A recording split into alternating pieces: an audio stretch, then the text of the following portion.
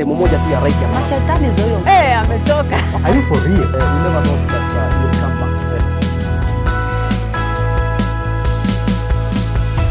Kamete is my name. Natumia kwamba uko mzima, buheri wa afya, na kingine ni kwamba Mwenyezi Mungu amekulinda, amekuhifadhi. Makala haya yanakujia kutoka katika kaunti ya Narok. Now, she went through a very rough time kutokana na mgogoro wa kinyumbani. Later God intervened na amani ikapatikana. Lakini sasa baadaye kukatokea jambo la kuhofisha ajabu, na yuko hapa kusimulia jinsi Mungu alivyosimama naye tangia wakati huo mpaka na leo hii. Nayezungumza naye sio mwingine bali, ama nayezungumza kumhusu sio mwingine bali ni Joyce Njeri. And I'm telling you, her story is going to inspire you a lot. So mimi nilikuwa nimeolewa na nikawa na mume, niko na watoto, lakini yule mume hakuwa ameokoka. Okay. Na kama mtu ambaye hana nature ya Mungu ndani yake, kuna vitu ambayo anaweza fanya na haoni kama ni makosa. Yeah. Kwa sababu ile uungu haiko ndani yake. Kwa hivyo nilikuwa so committed kwa kanisa. Na hiyo hakuwa anaelewa. Kwa nini niende ushirika? Kwa nini nikuwe naenda maombi? So hiyo ilikuwa inamtatiza sana, haelewi. Na hiyo nakumbuka wakati mmoja alienda kwa Waislamu, ni kama afundishwe, kwa sababu anaona hii ni kama haielewi. Na siku moja akakuja akatuambia kwamba pamoja na watoto, sasa ninataka tuingie Uislamu. Aya. Na wewe na ninatafuta majina yenye nitawapatia. Aya. So na ninakumbuka wakati huo nilikuwa nimetoka kuomba na kufunga. Yeah. Alafu So he meant it. Hakuwa anacheza alikuwa hata anaongea hiyo lugha yao. Kuna tu vitu alikuwa ameshikashika anaanza kusema hata kwa nyumba. Sasa sikukufa moyo. Pia nimesema mtu kama hana nature ya Mungu, alikuwa pia anakunywa. Na unajua sasa mtu akikunywa akili yake haiko soba. Yeah. Kwa hivyo kuna vitu angefanya tu kama kukua violent. Na alikuwa pia smoker. So mara nyingi hakukuwa na amani katika boma. Yeah. Ni kuvurugana tu. Tulikuwa tunavurugana. Yeah. Lakini sikukosa kuomba kwa sababu nilikuwa najua katika kutumainia Mungu, Mungu anafanya mambo yote ibadilike. Oh yeah. So ninakumbuka wakati mmoja alikuja akaniambia kwamba amefanya hesabu ya sigara. Akafanya hesabu akaona, juu alikuwa ni kama chain smoker. Akafanya hesabu akaona ya kwamba ile pesa yenye anavuta sigara naye imetosha kutununulia nyama nusu kila siku. Na hiyo alifanya every day. Alisema nimeacha sigara. Mungu alianza kumbadilisha kwa kuacha sigara kwanza kabla hata hajaokoka. So akakuja akasema ya kwamba nimeacha sigara, nimefanya hesabu, imetosha kuwanunulia nyama nusu kila siku na Saturday kuku. Unaelewa? So tukaanza alikuja tu mwenyewe tu na mwenyewe alisema mimi nimefanya hesabu. Yeah. So Mungu anaanza kufanya kazi ndani yake wakati huo. Siku moja akakaribishwa na rafiki yake mwingine kwenda Nairobi, kanisa fulani. Twende kanisa fulani Nairobi. Na nikashangaa kwa sababu alikubali kwenda kanisa. For the first time. For the first time. Yeah. Akaenda na akarudi. Hakuniambia direct ameokoka, lakini niliona mtu transformed. Matendo tu nimesema huyu mtu sasa ameokoka. Na ikakuwa mzuri, kukakuwa na amani kwa nyumba, na sasa akanijoin ile kanisa nilikuwa ninaenda. Na hii kanisa nilikuwa niko leader, hata nilikuwa nimefanywa elder. Na aligrow very fast, pia yeye akakuwa elder wa kanisa. Na alikuwa na support kazi ya Mungu sana financially. So transformation yake ilikuwa a real one. It was real transformation. All of a sudden. All of a sudden. Lakini ni kama Mungu alikuwa ameanza kufanya kazi polepole ndani yake. Yeah. So wakati aliokoka sasa ikakuwa sasa ameokoka. Na it was so good. Yeah. Na akaanza kushika maono hata ya ile kanisa tulikuwa tunaenda. Akaanza kusupport. Na hakuna picha ilikuwa mzuri kama kumuona akibeba mtoto. Tunaenda kanisa Sunday. It was so good. Yeah. So baada ya hapo kukafunguka mlango ingine ya vita. Na hiyo ni accidents. Na kabla sasa nifike hapa kwa accident, kuna kitu ilikuwa imetokea kwetu. Kwetu nyumbani tulikuwa brothers wa 6 na wadada 5. Mwaka mmoja mwezi wa 8 our last born akapigwa akauawa He was 20 years old. Anapigwa na nani? Alipigwa tu na wakora akiwa kazini kitu hata haikuwa usiku sana, ilikuwa saa 2. Akitokea akakuwa amepigwa na akauawa. I had another brother ambaye alikuwa anafanya kazi Sudan. Alikuwa amefika hiyo siku yenye huyu na yeye anauawa. So kabla hata ingie mlango alikuta my mom screaming. Hata hakumsalimia na hakuna kuingia mlango, anaambiwa enda mahali fulani, nasikia ndugu yako amepigiwa hapo na ameuawa. So akaenda. Mtu hajakuwa nyumbani kwa miaka, ameenda, kitu yenye anapatana naye ni kifo ya ndugu yake mdogo. So wakaona ni ukweli, alikuwa mtu wa kwanza kabisa, he's gone. Na sasa ni kushughulika akichukuliwe sasa apelekwe. So aliviziwa njiani ndugu yako huyu? Yeah, alikutana na watu na wakampiga. Alikuwa na pikipiki na wakamnyang'anya. And akaenda hivyo. So huyu ndugu yangu na yeye huyu wa Sudan si amerudi. Sijui kama ni shock ilimshika ama ni nini ilifanyika. Nimekwambia huyu alikufa mwezi wa 8. The following year mwezi wa 8 huyu naye amekufa. Ati sijui ni heart, kuna mshipa fulani ya heart hai function, akakufa. So month yenye tulikuwa tuna mourn yule ndio the same month tuna mourn huyu na akakufa hivyo. So it only took 1 year? Just 1 year. The same month, mwezi wa 8 na huyu mwezi wa 8. So after that amefia Kenya, Sudan. Sasa ako Kenya, hakurudi tena. Alikaa tu hakurudi tena. So baada ya hapo accident sasa za mume wangu akaanza kupata accident. Sasa the third year, mwaka wa kwanza huyu amekufa, wa pili huyu amekufa, mwaka wa 3 nakumbuka huyu ilikuwa like mwezi wa 6. Alikuwa anatoka kazi. Gari ikaanguka na ikaroll ikamrusha nje kwa sababu hakuwa amefunga mshipi. So yeye Mungu akampea nguvu na akajaribu kupanda juu ilikuwa ni kwa msitu, amepanda akafika kwa barabara katikati aka lose consciousness na akakuwa amelala hapo. So hii story nilipewa na mtu mwenye alimchukua kwa barabara. Kwa sababu kuna mtu alikuwa amechukua taxi, anampeleka kwa hiyo barabara, akaona kuna nini hii kwa barabara, ni mtu. Wakachukua huyu mtu akampeleka hosi. Kumpeleka hospitali ndio akachukua namba sasa ya huyu mume wangu. Akanipigia, hii simu unaijua mwenye hii simu amepata ajali na tuko hapa hospitali kuja muone. Ni hospitali wapi? Ni hospitali Narok, referral. So akawa ametibiwa, kulikuwa na daktari atuambia kuna pressure kwa kichwa kwa sababu ya ile impact. Lakini Mungu alimsaidia. Hakufanywa hata upasuaji na akakuwa sasa amepona. Lakini gari ilikuwa limeharibika. Na ilikuwa ni gari ya loan. Unajua lazima hiyo. Oh, it was his car. Ilikuwa gari yake. Ilikuwa inataka pesa 100k ndio irudishwe kwa sababu lazima itengenezwe, irudi kazi. Exactly, ndio ilipwe. So Mungu alitengeneza njia na gari ikatengenezwa na ikarudi kazi. Sasa baada ya miezi mingine kama 5 kuna mahali kunaitwa escarpment kutoka Mai Mahiu ukipanda na hiyo barabara. Alipatana na trailer na ikamgonga head on. Sasa that one was very bad kwa sababu hata wenye walimchukua walifikiria hayuko. Na niliweza kupigiwa simu. The same car? The same car. Hiyo tu gari. Na hajachukuliwa hospitali. So nikajaribu kupiga nijue kwa nini hawajamchukua na ni mtu wa ajali. Nikaambiwa now we need 60,000. Na unajua sasa ile accident ya kwanza imetuacha ni kama hatuna pesa. So nikajaribu kupiga hapa na pale nione kama nitapata something ndio akuwe admitted kwa hospitali. Na in fact huyo mtu mwenye alikuwa na inaitwa ambulance ilifika mahali mpaka kampea hewa mdomo kwa mdomo kwa sababu aliona huyu mtu ni kama anaenda. So wakati nilifika ndio walimchukua na wakaanza kumtibu. So wakati walimchukua ni pipes all over. Shingo, oxygen and all that. Na Mungu akamshindania bado. Lakini kwa mwili kulikuwa nafikiri juu ya hizo machuma kulikuwa na vinonda all over. Na Mungu akanipea courage, nilikuwa ninamuosha hizo.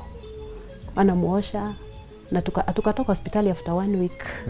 But hatukujua mkono ilikuwa imevunjika mara 3. Pale hawakujua.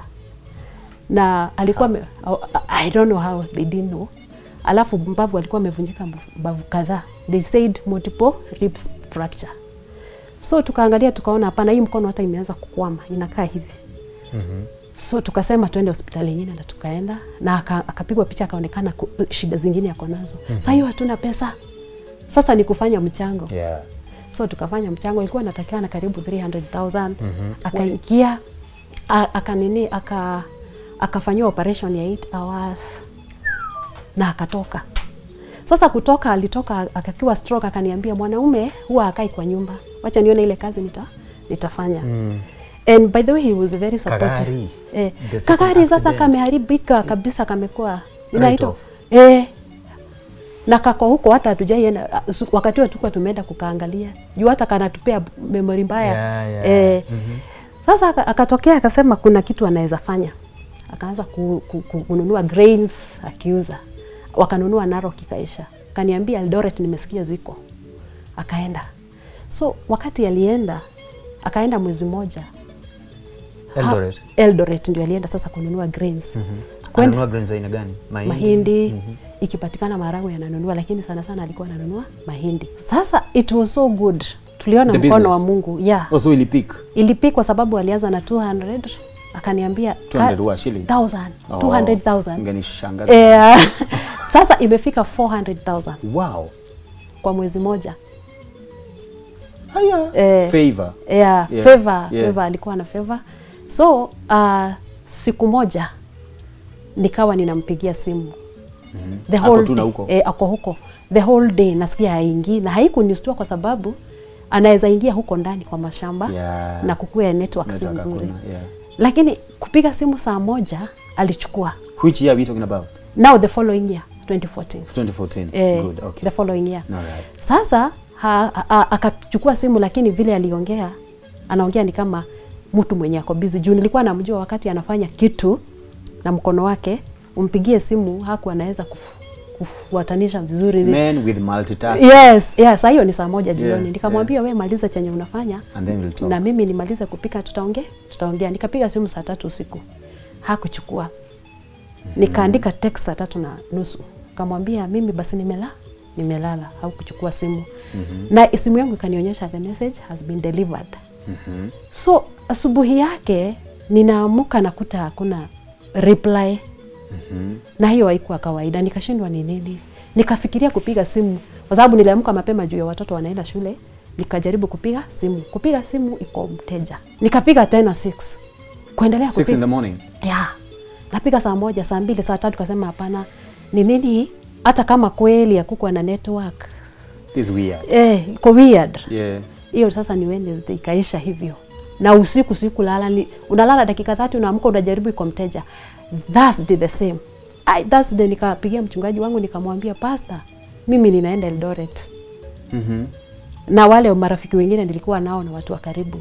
So wananiambia, unaenda kuangalia mwanaume baada ya siku 2 kwa nini?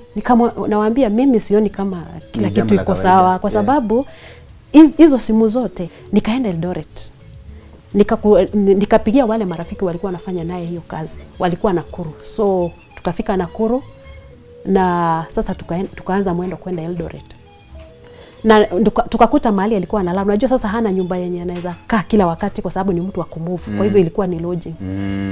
Nikaambiwa huyo mtu alikuwa anakaa hii nyumba. Na wakatufungulia, nikaona kuchaja yake, toothbrush. Nikaona ni kweli alikuwa. Tukamuuliza what happened. Wakasema alitoka hapa Tuesday. Sasa hiyo Tuesday yenye ninakwambia nilimpigia simu na tukaongea kidogo na saa 3 hakuchukua simu. Akatuambia mzigo wake imefika na tusiuze nyumba atarudi. Na alirudi? Hapana, hajarudi. So tukajaribu tukasema sasa imekuwa usiku, tulale, twende kesho, hata twende polisi to report. Nafikiri polisi kuna venye huwa wanajaribu kwa station zao kusikia kama kuna mtu anaitwa hivi ameshikwa. Amekuwa booked.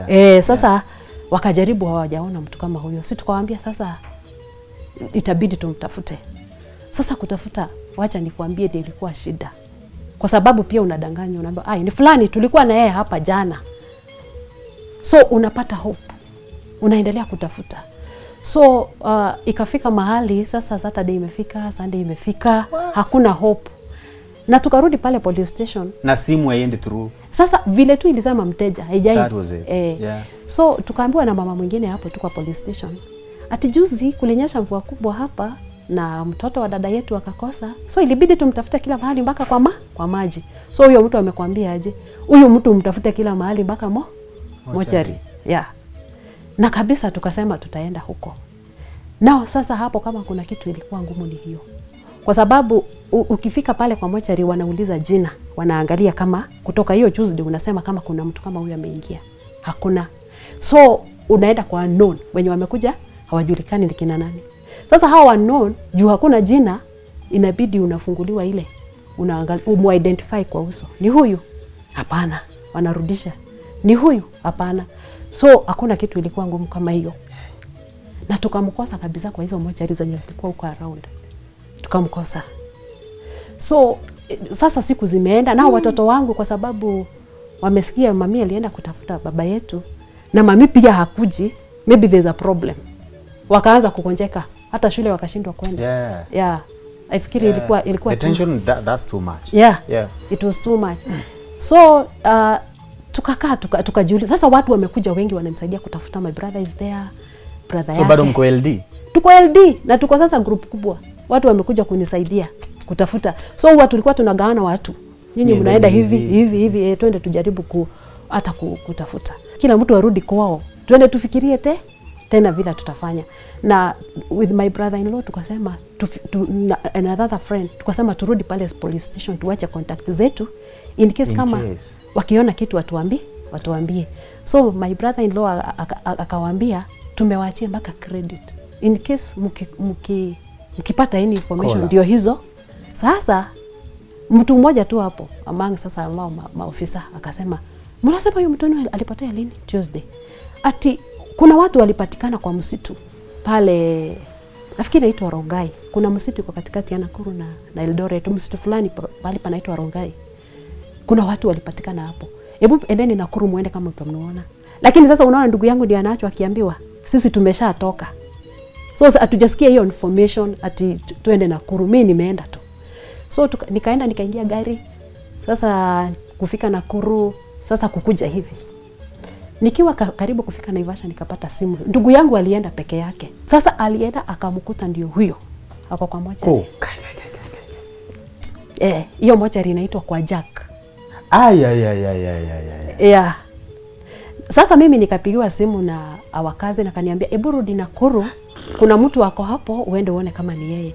Mimi siku anafikiria naenda kukuta mtu amekufa. Nilifikiria tu ninaenda tu. Na akaniambia ukifika uulize kwa Jack. So vizuri siku anajua kwa Jack ni mochari. Nilifikiria tu ni mtaa inaitwa hivyo. So mimi nikafika nikachukua pikipiki. Kufika hapo nikaambia huyo mtu hapa ndio kwa Jack, juu ninaona hii jina ni mochari. Hapa uko sure? So nikaingia. Sasa hiyo kumbe watu walifika wengi sana. Nikafika hapo. Nikasema mimi munionyeshe. Mama mwingine alikuwa hapo, alikuwa anaishi Narok kitambo, akanishikilia tukaenda tukamuona, but mimi sikujua ni kama amekufa. Nafikiri kichwa yangu pia ili. Yeah, the confusion is ninawauliza ni nini anafanya hapa. So mtu mmoja ndio akanipoint kwa kichwa mahali alikuwa amegongwa, akanionyesha hivi. So reality can hit. Sasa ako hapo amekufa. So najaribu kuuliza what happened, lakini nani anajua what happened. Unaona? So ndio tukaenda police station wenye sasa walimchukua, ndio sasa wakatuambia mahali walimwokota. Na walimuokota bila anything. Kwa hivyo wako wanajua hata ni nani. So alibukiwa kama unknown. Unknown. Sasa hapo mtu akiaga mapepo mengine huwa zinainuka.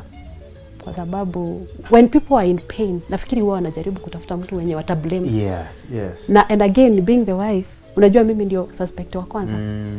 So ikakuwa ni kama kuna watu wanafikiria ni mimi nimefanya hii kitu kwa sababu ni kuuawa ameuawa.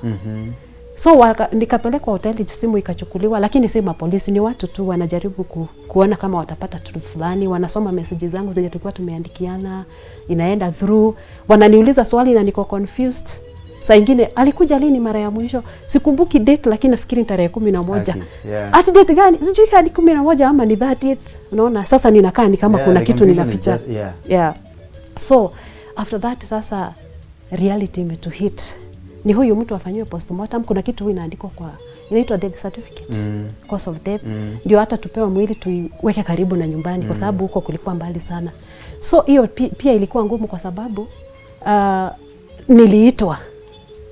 Sasa umeitwa, mtu amefunguliwa kichwa, unaambiwa hapa ndio aligongwa, walianzia mguu wakienda ile vitu tocha yenye alifanywa, na nimesimama hapo. So ikafika mahali kaambia please nitoeni nje. Yeah, that was too much. That was too much. Yeah. So tukaenda na mazishi ikafanyika. So aliuawa akiwa peke yake ama aliuawa na wengine? Aliuawa akiwa peke yake na hakuuawa hapo. Ni kama alikuja kutupwa hapo juu. Polisi walisema hakukuwa na struggle, kuonyesha ni kama kulikuwa na struggle yoyote. I can say something. Please. Hii mambo yote yenye ninasema nataka nionyeshe ukuu wa Mungu. Kwa sababu hata kama kuna giza kubwa kiasi gani, God is there. If you can read the story of Joseph. Yeah. Imerudiwa mara nyingi sana, but God was with Joseph. Oh yes. But God, lakini ukiangalia situation anapitia haikai kama Mungu alikuwa na yeye. But God was with Joseph. So God was with me. So kitu ya kwanza mimi nikiwa nimekaa hivi, kwa sababu siku hiyo hatukuwa tumejenga, tulikuwa tunakaa nyumba rento. Yeah. Nikaambia Mungu, ninaomba hii mazishi ikiisha nipate tu 10,000, nichukue tu vitu wangu na watoto wangu niende kwetu kwa wazazi, hata kama watoto hawata soma, at least wasikufe njaa, kwetu waweze kosa chakula.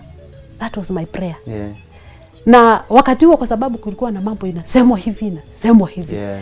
Tulikuwa na fear, uoga, kwa sababu kama mtu ameuawa hujui ni nani. Na hujui kama anakuja hata hii maombolezi. Yeah. Inakuwa uoga mwingi sana. But we saw God. Ile committee ilikuwa, wakaniita wakaniambia hii nyumba inalipa pesa ngapi? Wakalipa miezi 3.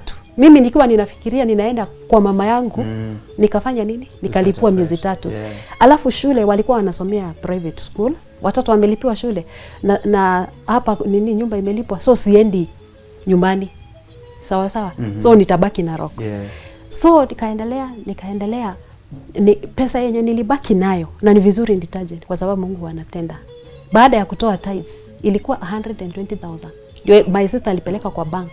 Siku hata siku anaweza kutokea kwa barabara. Kama nataka kutokea ninaenda na mtu. Ninasikia fear alafu si yuko sawa, nashindwa hata kuvuka barabara. Na ni hapa tu. So naye my sister alikuwa ametafuta nyumba town, alikuwa anataka kuweka kazi, akakuwa kapito yake haijatosha. Akaniambia ile nyumba yenye nililipa alikuwa amelipa 6 months. Na nimeona uko na pesa, siweke kazi hapo. So that is how I started. Nikaweka kazi ya kuuza nguo. Na Mungu akabariki kazi, nikaanza kwenda Uganda, ninaleta vitu. Na watoto wanaendelea kusoma. Mungu akanibariki, nikaweza kujenga. Amen. And were you able to reconcile with the in-laws? Sana. Kwa sababu hata mwaka haikuisha. Nakumbuka nilikuwa nyumbani kwa wazazi, nilikuwa nimeenda kuwasalimia. They came there. Kwanza huyo kijana mdogo akaniambia mimi ulinilea, kwa hivyo mimi ninajua your heart. Hivi vitu huwezi fanya. Hivi vitu hauwezi fanya. And wakaendelea and wakaanza kutusupport sana. Narok kuko na mafuriko. Nafikiri mmewaisikia. Ile kazi ikakuja ikaenda na mafuriko. Lakini uzuri nimejenga. Ikaenda na mafuriko yote. But the girl now is in class 8. Sasa nimerudi flat, sina kazi, sina namna, na nimejenga, kwa hivyo hata pesa hakuna. So wakati huo nikaanza kukua suicidal. Nikasikia sasa nafikiri nimepitia too much. It's only 2015 last year I lost that. Hiyo vitu yote nikaanza kukua suicidal. But nilijipata nikisoma kakitu kakaniambia if you feel you are suicidal jipe wiki 2. Hiyo kakitu kalikuwa amesema ujipe wiki 2 kabla ujiue, jipe wiki 2.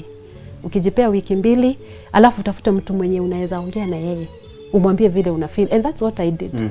Nikaongea na mtu na akakembea sana hiyo mawazo na akakuwa wa karibu sana. Sana. Hiyo mawazo ikaisha. And I saw God in a mighty way. They are wonderful people ambao Mungu huwa anazunguka anafanya wakue karibu na wewe. Kwa sababu wakati huo mtoto alienda kupita mtihani, aliweza kupita mtihani. Na kila mtu akimuuliza ulipata ngapi? Nilipata hii. Watu walikuwa na neema ya kumpea. Mtu anampea 5,000, mwingine anampea nini? You know? Na hiyo muujiza niliweza kuiona hata kutoka baba yake akufa. Ulikuwa unaona mtu ameenda shule amelipa school fees, mtoto ameitiwa receipt. Hii ni nani amelipa? Huyo mtoto saa hii ako 4th year. Unaona? So tukaendelea vizuri. Baada ya hapo Mungu akanitendea muujiza. Nikapata mtu ambaye alinipenda na ni mchungaji. Anaitwa Pastor Michael Jiraine. Na pia yeye alikuwa amepitia hali kama hiyo ya kumpoteza mke wake. Kuna watoto 2, mimi niko na 3. So wakati tuliongea na tukaelewana, tukafanya harusi. na hawa watoto wote wakakubali this is mom and this is dad. Na tukaona Mungu ametujaza kwa njia kubwa sana. Amen. Na nitaka kukuambia hivi wewe ambao unayenitazama, kuwa mambo inakaa kama ni giza na kuwa ni kama hauoni mbele ama nyuma, haimaanishi kuwa Mungu ako mbali na wewe. Yeah. Nataka tu uchukue hatua ya kuamini Mungu. Just trust God. Ya kwamba katikati ya hii storm yote kuna kitu Mungu anafanya. Kama vile amenitendea. Katikati ya hiyo storm yote pia niliweza kutoa wimbo. Nikatoa albamu ya kwanza. Na Mungu ameendelea kutenda mambo mengi. Nataka tu uweze kumwamini ya kwamba anafanya kitu. Na Mungu hata kuachilia shetani akusiage kama ngano. Hapana, Mungu atakushikilia. Jitie moyo. Na ujue sisi pia tumepitia mambo kama hiyo na tumeshinda na tunaendelea kushinda. Hata wewe utashinda. Amen. Amen. Wimbo uitwaje? Wimbo inaitwa Tenda Tena. YouTube channel yako inaitwaje? YouTube channel inaitwa Joyce Njeri. Joyce Njeri. Yes. Thank you so much. God bless you. Amen. Hey, we. Kamete is my name. Sehemu moja tu ya right ya Mashetani zoyo. Are you for real? We never know.